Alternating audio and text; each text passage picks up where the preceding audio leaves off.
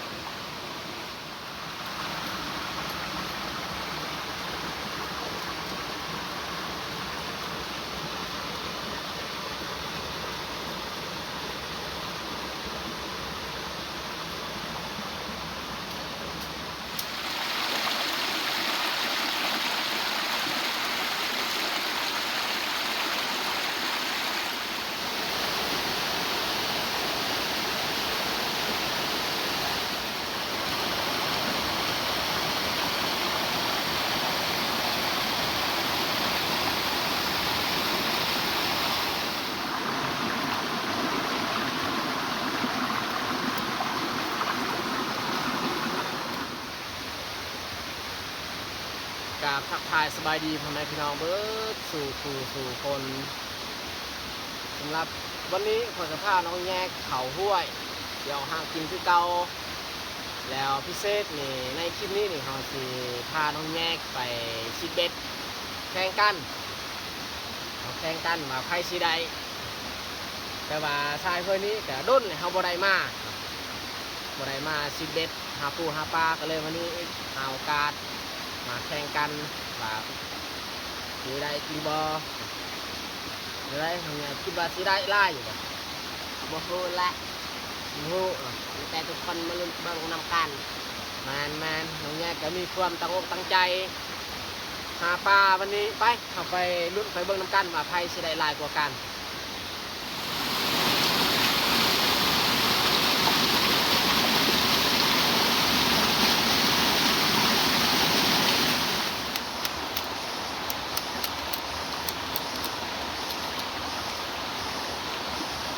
ตัดคันเบ็ด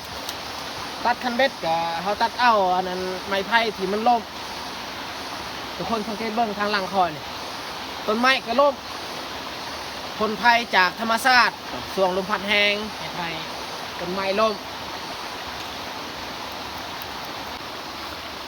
ตัดเอา2 อันให้น้องแยกอันนึงคอยอันนึง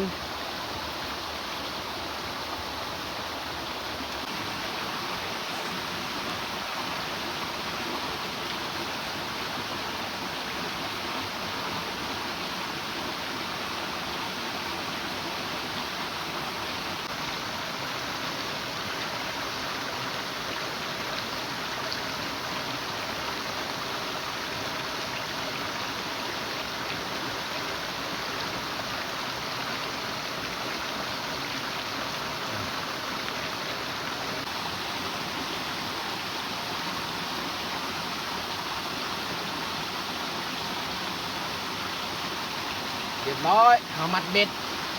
ให้น้องแยกเขามัดให้เพราะว่าน้องแยกมัดบ่เป็นมัดให้แต่เขาสิซอกเนื้อตามตาดนี่แหละเก็บเอาเนื้อแหละครับเสียบไส้แหละครับชิดเบ็ดเลยน้องแยกก็งมเอาแมงที่มันอยู่ในตาด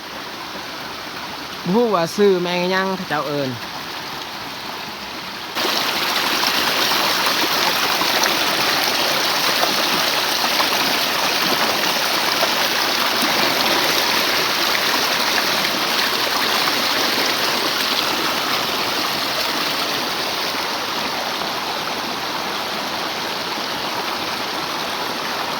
อันนี้ละนี่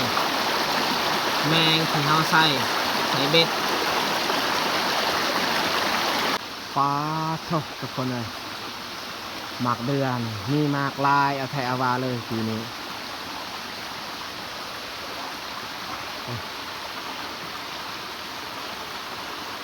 เต็มกกเลย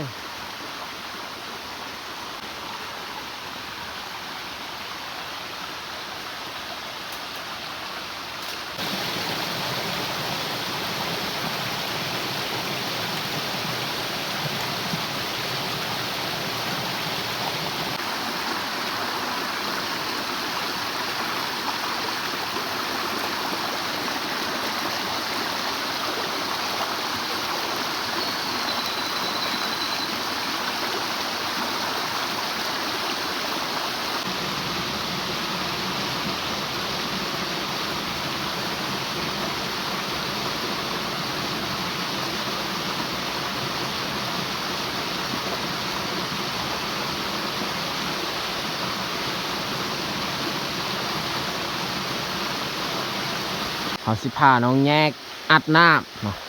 เขาสิเฮ็ดคอนเบื้องนี้เขาสิอัดน้ำให้น้ำมันบกเบื้องนี้เพราะว่าน้องแยกว่าตัวเองเห็นมีปลากังวางอยู่ลุมหันอัดเบื้องนี้ปล่อยเบื้องนั้นเพราะว่าเขาซิดเบ็ดก็บ่ได้ทุกคนเลยเบ็ดนี่ค่อนข้างใหญ่ถ้าว่าเขาซิดใส่ปลากังนี่ได้คือคลิปมือวานนี้แต่ว่าใส่ปลาโลดนี่บ่ได้เพราะนี่ปลาโลดลายปลากั้งบ่ค่อยมีปลาใดก็เลยตัดสินใจอัดคอนนี้ไปก่อนจานบาเฮาบ่ได้ของกิน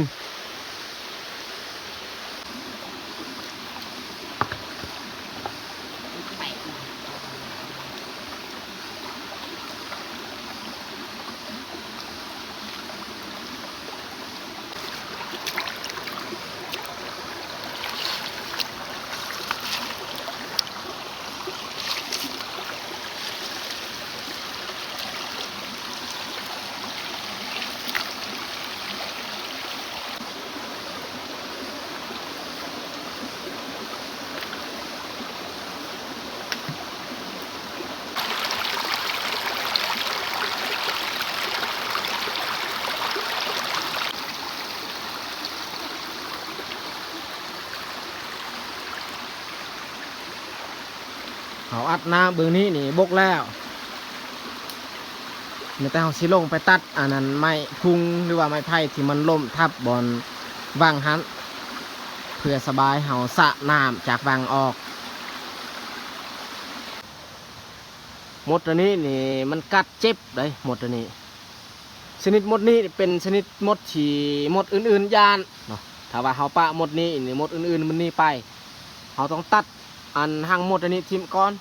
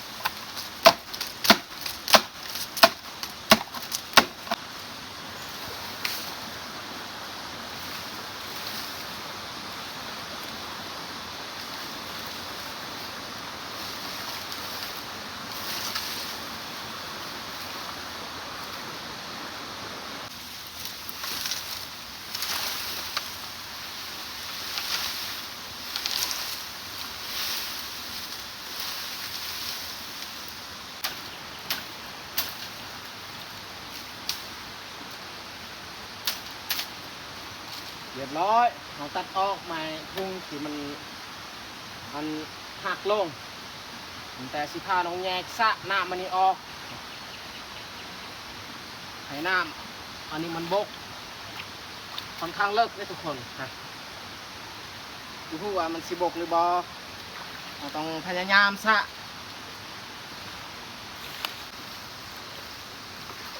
ต้องแยกเคลียร์ออกใบไม้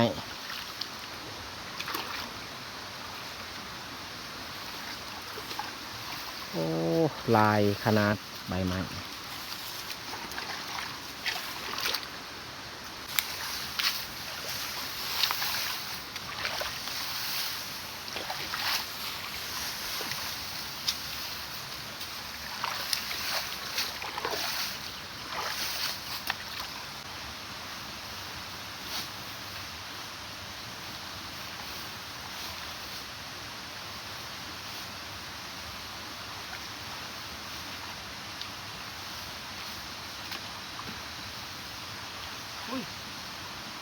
คือมีป่าแล้ว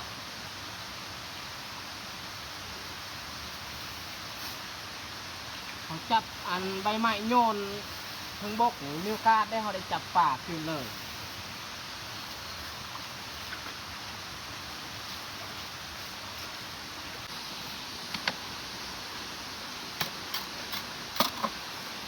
เอาซ่านใส่ซานแบบเสื้อขาวเนาะ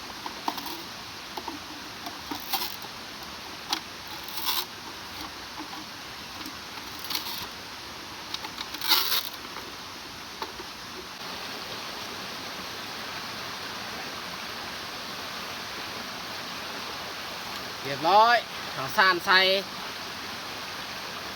บางที่นี่วันนี้นี่เขาจะบ่ได้ชิเบ็ดไม่แต่เขาเสียดคอนเพราะว่าเขาได้ซ่านใส่แล้วไปไม่แต่เขาไปดักไว้ใส่แล้วก็สิสะน้ำในนองหัน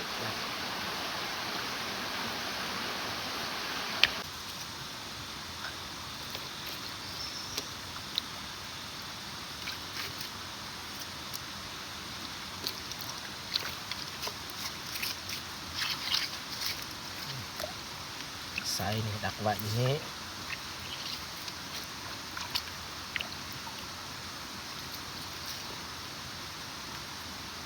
ง่าย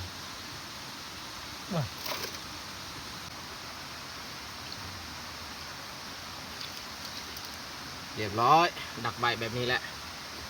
เพราะว่าป้ามันไล่ลงมาแต่เทิงมันก็เข้าไปใส่ของเฮา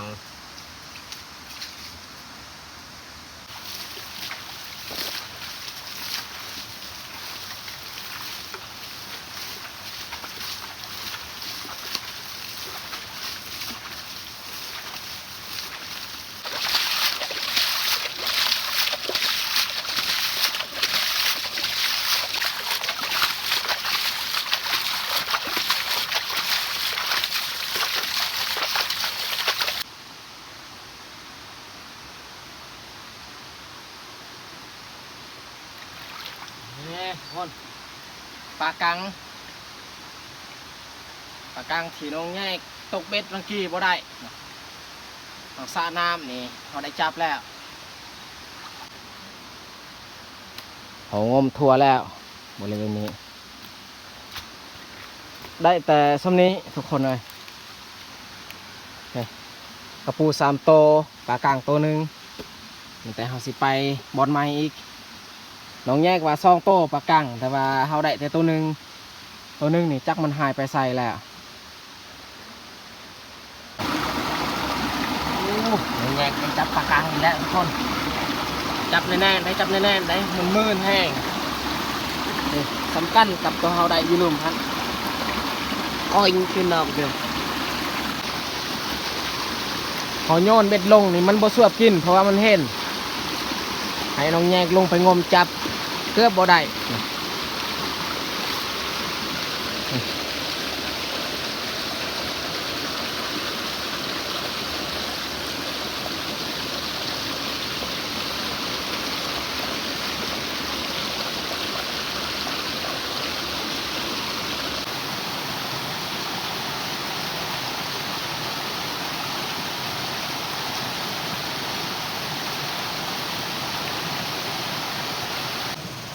น้องแยกงมจับอีกแล้วนี่ได้แล้วทุกคนเลย2 โต้คอยเห็นบางทีอันนี้จับได้ตัวหนึ่งแล้วปลากลางนี่มันมักอยู่แบบลักษณะน่องแบบนี้มันมักอยู่หันตัวหนึ่งอย่างอยู่หันอันนี้จับตัวหนึ่งแล้ว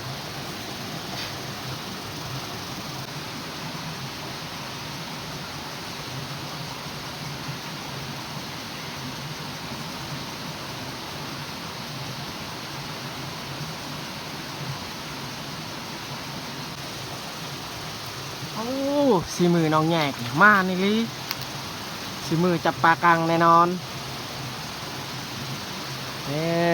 มานได้2 โตเลยบอลเดียวเขาเห็น2 โตมันนี่บางทีให้น้องแยกลงไปจับนี่ได้แน่นอนถ้าว่าเขาเห็นหลายโตนี่ก็ได้แต่ว่าเขาเห็น2 โตก็ได้2 โตเขาจับปลากั้งนี่บอลมีใบไม้แบบนี้นี่เขาจับง่ายถ้าว่าบอลบ่มีใบไม้นี่โอ้ยากแล้วเสียดายคันแบบนี่บอลฮูฮินแบบนี้นี่ยากบ่ได้ง่ายบอลในนี้นี่เขาจับง่ายอยู่นี่บอลนองนี่อีกเขาเห็นปลากังมันแล่นนี่เขายางมาบางทีให้น้องแยกลงไปจัดการนี่บ่รู้ว่าสิได้หรือบ่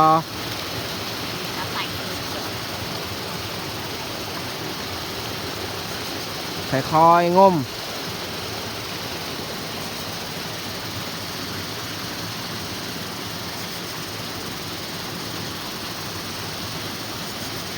น้องแยกนี่เริ่มม่านจับปลากังตั้งแต่มือวานนี้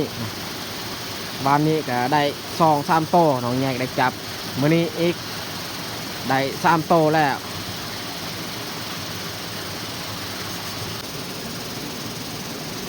ได้อีบ่น้องแยกได้จับแล้วบ่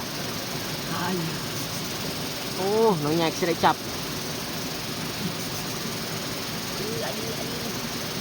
ใช่โอ้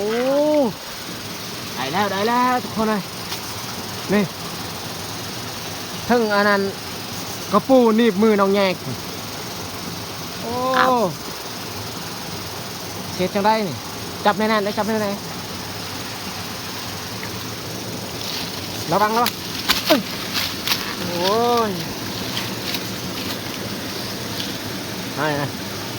อย่าตาคนในกระหายได้แล้วน้องแยกไปงมเอาอันนั้นกระปูที่มันหนีบมือบางทีนี่ได้แล้วกระปูที่หนีบมือน้องแยกเอายัดเลยใส่ทง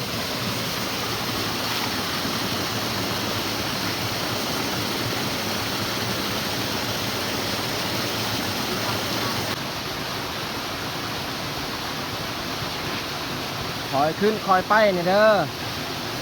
บอลนี่ค่อนข้างยาก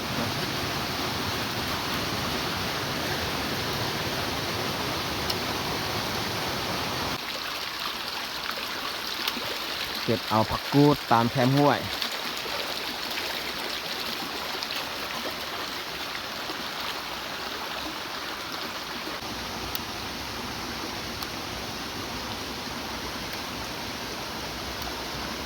หายตรงเนี้ยตัดเอาอันนั้นปีกล้วย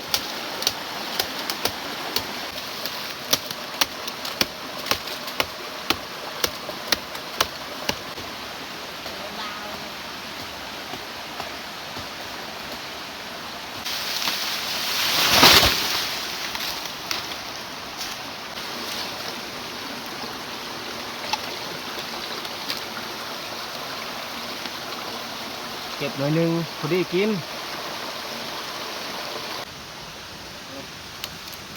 กังได้แต่ตัวเดียวนี่แหละสิแมนตกเบ็ด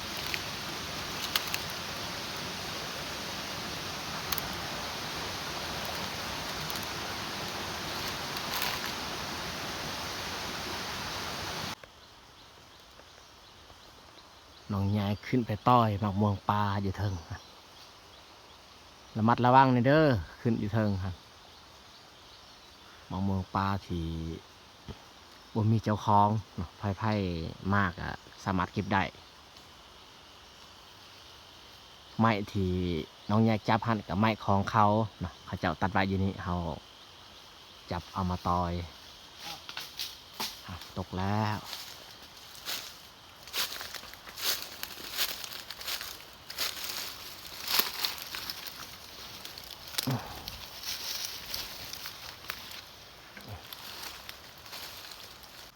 มะม่วงเขาเก็บได้5 หน่วยส่วนหน่วยนี้แมนหน่วยที่มันล้นสงสัยนูกระหอกมากัดกิน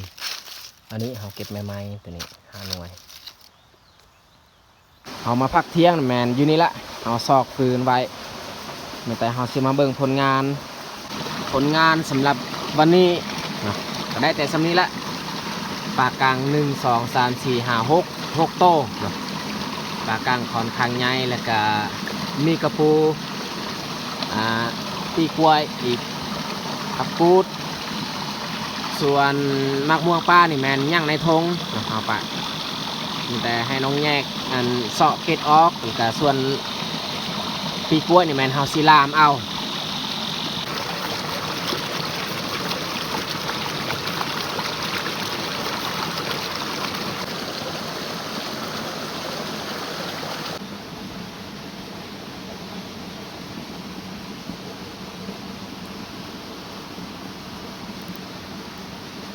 ไฟขึ้นแล้วนี่เขาเอาขาบังปีกล้วยลามก่อน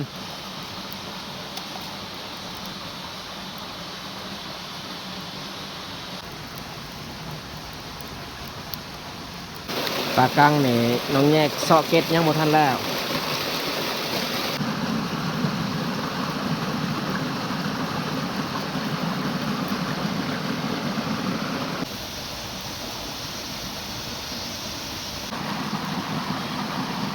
วิธีเอาใส่ออกนี่ดึงเลยเบือง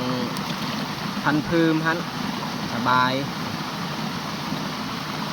คือกันกับเฮาเอาใส่ออกปลาดุกก็ดึงแบบนี้แหละง่ายกว่ากระบังปีกล้วยนี่น่าจะสุกแล้วไฟนี่ขึ้นแห้งขนาดปงออกเลยซะ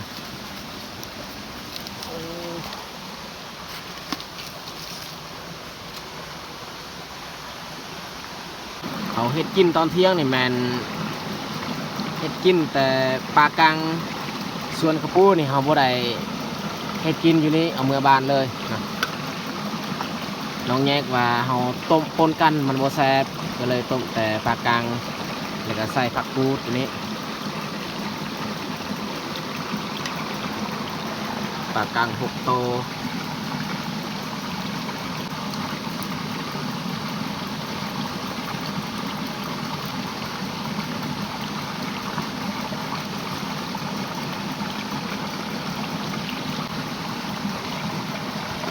ตัวนั้นจังน้อยเขาใส่อันนี้หรอก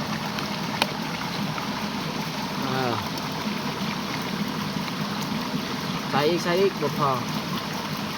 โอเค เคนี่ผักบัวนี่ใส่เลย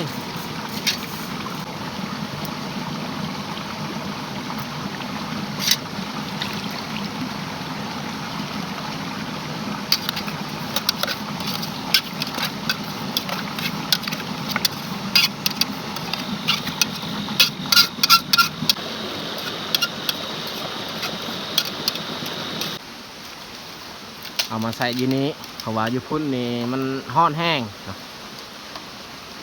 ใส่ดนน้อยๆซัมพอดีก้นหม้อ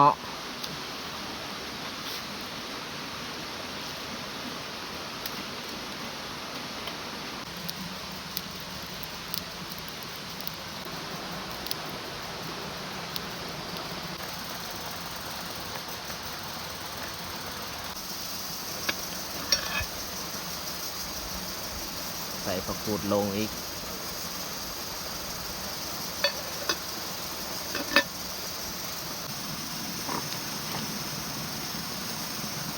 นี่สำหรับลามปีกล้วยใช่ส่วนของกินอันนี้นี่ตักใส่อันนี้ตักออกมันผักกูดก่อนไว้เบื้องหนึงเลยสบาย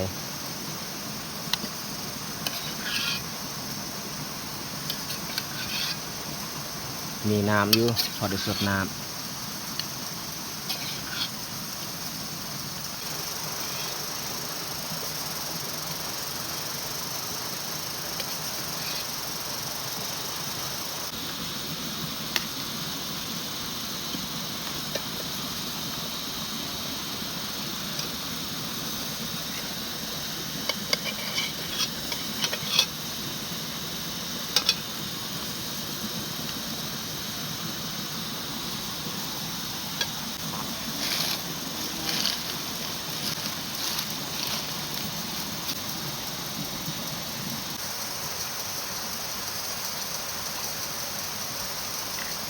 ดีเอาเฮ็ดอาหารการกินนับวันนี้กะแล้วตอน1 โมงมานั่งกินข้าวใกล้ๆอันต้นหมากเดือนี่หมากเดือนี่หลายถ้าว่าเขาบ่ได้พืชผักอื่นหรือว่าปลาเขาบ่ได้เขาก็สามารถเก็บหมากเดือมากินแต่ว่าเขามีผักอย่างอื่นแล้วเขาก็จะบ่เก็บมากินเอามาคนมากินข้าวเที่ยงกัน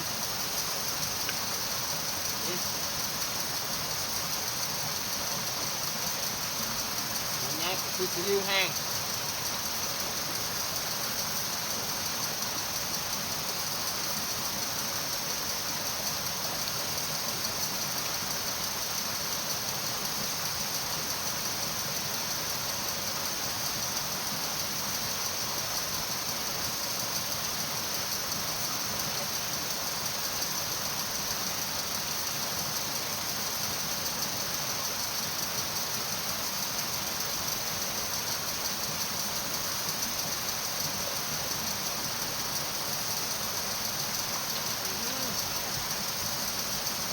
ผักอันนี้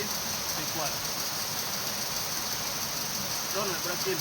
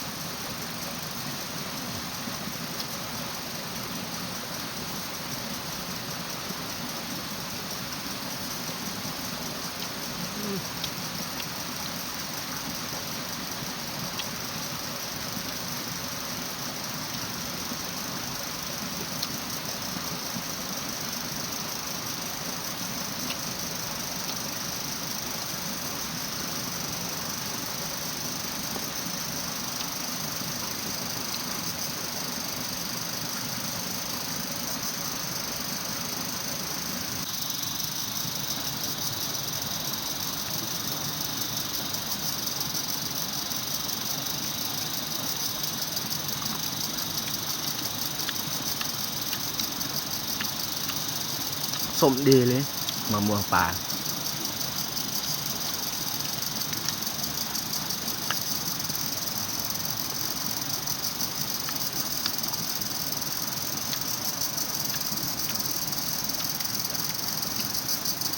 กินอิ่มนะอยาก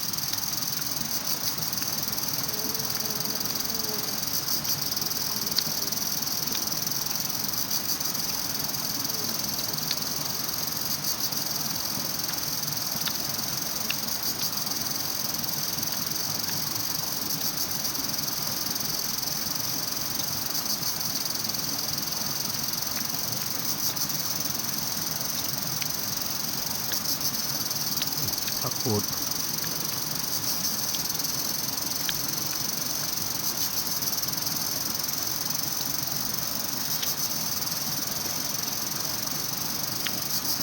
โอเคทุกคนแต่เฮาสีมาสรุปผลงานการแข่งขันของพวกเราวันนี้